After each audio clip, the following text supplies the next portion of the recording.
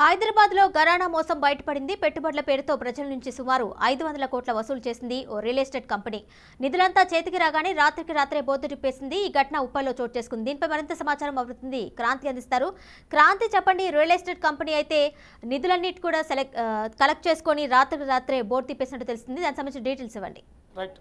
కొంత ఆలస్యంగా వెలుగులోకి వచ్చినా కూడా, ఎందుకంటే ఉప్పల్లో సమీపంలోని మాత్రం జేవీ ఇన్ఫ్రాస్ట్రక్చర్స్ డెవలపర్స్ కంపెనీ మాత్రం జనగాం ఏరియాలో కొన్ని ప్లాట్లకైతే మన వెంచర్ని వేశారు. అయితే ఇదే అంశంలో ఏదైతే జేవీ ఇన్ఫ్రాస్ట్రక్చర్ వెట్లూరి లక్ష్మీనారాయణ మరియు జ్యోతి దంపతులు వీళ్ళిద్దరూ మాత్రం ప్రస్తుతం బోర్డు తిప్పేసి పరారీలో ఉన్నారు. అయితే జనగాం ఏరియాలో ప్లాట్లను వేసి, ఎందుకంటే మధ్యతరగతి వాళ్ళని ఏదైతే వడ్డీ రూపంలో ఒక ప్లాట్ని మాత్రం చూసుకున్నట్లయితే ₹1,00,000 దాదాపుగా బాండ్ ప్రకారంగా అగ్రిమెంట్ చేసుకొని ప్రతి నెల ₹8,000 చొప్పున తిరిగి మీకు 20 నెలలు ఇస్తామనుకుంటూ వాళ్లకు అగ్రిమెంట్లు చేశారు. అయితే ఇదే అంశంలో వాళ్ళు 1,00,000 కట్టిన దానికి మనకు ₹1,60,000 వస్తున్నా అన్న ఆశతో, ఎందుకంటే మధ్యతరగతి వాళ్ళ కుటుంబ చూసుకున్నా కూడా ఏదైనా ఒక చిన్నతర ప్లాట్ కావచ్చు, లేదంటే ఇల్లు ఉండాలి అన్న చిన్న ఆశని వాళ్ళని నిఘా చేసుకొని వీళ్ళు మాత్రం ఈ జేవీ ఇన్ఫ్రాస్ట్రక్చర్ మరియు డెవలపర్స్ మాత్రం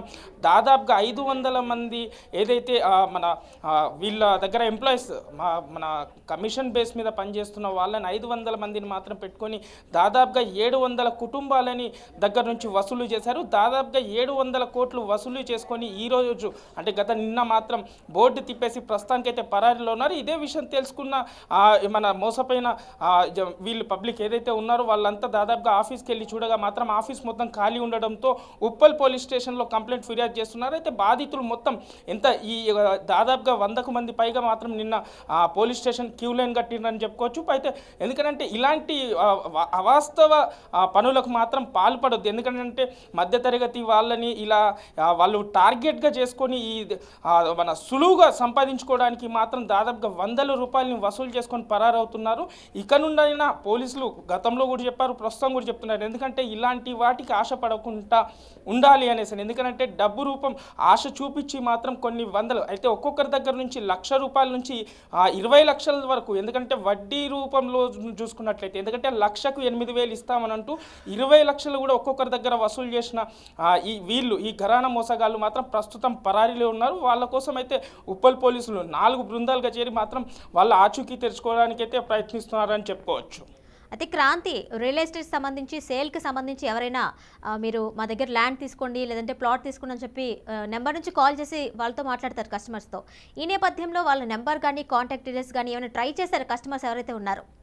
రైట్. ప్రస్తుతానికైతే పోలీసులు విచారిస్తున్నారు. అయితే బాధితుల దగ్గర నుంచి కూడా నిన్న కొంత సమాచారాన్ని అయితే సేకరించారు. అసలు వీళ్ళు ఎలా అంటే ఇప్పుడు సోషల్ మీడియాలో కావచ్చు, సోషల్ మీడియా వార్తలు లేదు అని అంటే వీళ్ళకు డైరెక్ట్ కొంత కాల్ డేటా ద్వారా కూడా కొన్ని కస్టమర్ సర్వీస్ సెంటర్లు ఉంటాయి. ఈ రియల్ ఎస్టేట్ వాళ్ళకు ప్లాట్స్ ఉన్నాయి, తక్కువ ధరలకు ఇస్తాము అనుకుంటూ జేవీ ఇన్ఫ్రాస్ట్రక్చర్ జనగాం జిల్లాల్లోని సమీపంలోని మాత్రం వెంచర్ ఉంది. ఆ వెంచర్లో మాత్రం ఇలా తక్కువ రేట్లకు ఇస్తున్నామని ఏదైతే బాధితులు ప్రజల్ని మాత్రం మోసం చేస్తూ ఉంటారు. అయితే ఇలాంటి ఫోన్స్ ద్వారా కూడా ప్రజలు కొద్దిగా అప్రమత్తంగా ఉండాలి అనేసి అని కూడా పోలీసులు సూచిస్తూ ఉంటారు. గతంలో కూడా చూసుకున్నా కూడా. కానీ ఇదే విషయంలో తెలుసుకున్న వీళ్ళు సరే, ఎందుకంటే ఫస్ట్ వీళ్ళు రియల్ ఎస్టేట్ కంపెనీ చూసుకున్నా కూడా దాదాపుగా సాఫ్ట్వేర్ కంపెనీ లాగా ఏర్పాటు చేసేసి ఈ ప్రజలని మోసం చేసే విధానంగా, ఎందుకంటే వీళ్ళు మాట్లాడే టెక్నిక్, ఈ మార్కెటింగ్ విధానంలో చూసుకుంటే రియల్ ఎస్టేట్ మార్కెటింగ్ వాళ్లకు డబ్బు ఆశ చూపించి ఒక వడ్డీ రూపంలో ఆశ చూపించి మధ్యతరగతి వ్యక్తులని వాళ్ళు టార్గెట్ చేస్తూ మాత్రం స్పష్టంగా వాళ్ళ దగ్గర నుంచి డబ్బులు వసూలు చేసి మాత్రం ఈరోజు దాదాపుగా ₹700 పైగా డబ్బులు వసూలు చేసి పరారీలో ఉన్నారు చెప్పుకోవచ్చు. అయితే క్రాంతి, ఇప్పుడు సైట్ కొనుగోలు చేస్తున్న సమయంలో వాళ్ళని సైట్ విజిట్కి కూడా తీసుకువెళ్తూ ఉంటారు. ఈ నేపథ్యంలోనే అక్కడ చుట్టుపక్కల ఎవరైనా కాంటాక్ట్లో ఉన్నారా? అలాగే పోలీసుల ప్రాథమిక దర్యాప్తులో ఎలాంటి విషయాలు బయటకు వచ్చాయి? రైట్. ప్రస్తుతానికైతే విచారణ జరుగుతుంది. అసలు ఈ వెంచర్ జనగాం జిల్లా సమీపంలోనేసి అని చెప్పారు. అంటే వీళ్ళు త్వరలోనే అందరినీ తీసుకెళ్తామని కావచ్చు, లేదు ఈ రోజుకి ఆఫర్ లాస్ట్ అని చెప్పవచ్చు, లేదంటే వీళ్ళు ఏ రోజుకి ఆఫర్ అంటే ప్రతిరోజు వీళ్ళు చెప్పే సెల్ ఫోన్ మన కాలింగ్ ద్వారా ఏదైతే కాల్ సెంటర్ ఎవరైతే మాట్లాడుతూ ఉంటారో కావచ్చు, లేదంటే మార్కెటింగ్ వీళ్ళు కావచ్చు, లేదనంటే ప్రతి ఒక్కరు ఆఫర్ ఈ రోజు లాస్ట్, 2 రోజులు లాస్ట్, త్వరలోనే మీకు వెంచర్ చూపిస్తాం, వెంచర్ దగ్గర తీసుకెళ్తాం అనుకుంటూ ల్యాండ్ సర్వే నెంబర్ ఆర్డర్లు ప్రకారంగా ఏదో అడ్డగోలుగా మాత్రం అగ్రిమెంట్లు చేసినట్లు మాత్రం కొన్ని అగ్రిమెంట్లు కూడా కాపీస్ని మాత్రం వాళ్ళు పోలీస్ స్టేషన్లో ఇవ్వడం జరిగింది. అయితే దానిపైన పూర్తి విచారణ జరుగుతుంది. అయితే వీళ్ళు ఎక్కడ అంటే ల్యాండ్ దగ్గరికి ఎవరైనా వెళ్ళారా, అసలు ల్యాండ్ చూసారా, అసలు ల్యాండ్ ఉందా అన్న కోణంలో కూడా కొంత విచారిస్తుందన్న అంశం అయితే బయటకు వస్తున్నాయి. Right Kranti, thank you. Close చేసుకొని వచ్చి నాకు ఇస్తాడు. ఆ సార్ పంపిస్తే నేను ఇక్కడికి వచ్చాను. మళ్ళీ నాకు ఈ మధ్యన అంటే నాకే కొద్దిగా హెల్త్ బాగాలేక నేను వెళ్ళిపోయాను. ఈ మధ్యన వచ్చి మళ్ళీ వెళ్ళిపోయాను. మళ్ళీ వెళ్ళిపోతే ఇక్కడ ఎవరు మనుషులు లేరు, వస్తావా ఖాళీ ఉందంటే జీతం తక్కువ ఉందన్న ఎక్కడ రమ్మంటావు, 10,000 ఇస్తున్నారు, 10,000 గౌడు పని చేస్తారు నేను అన్నాను. కడప జిల్లాది పొల్లంపేట సార్. ఎవరిది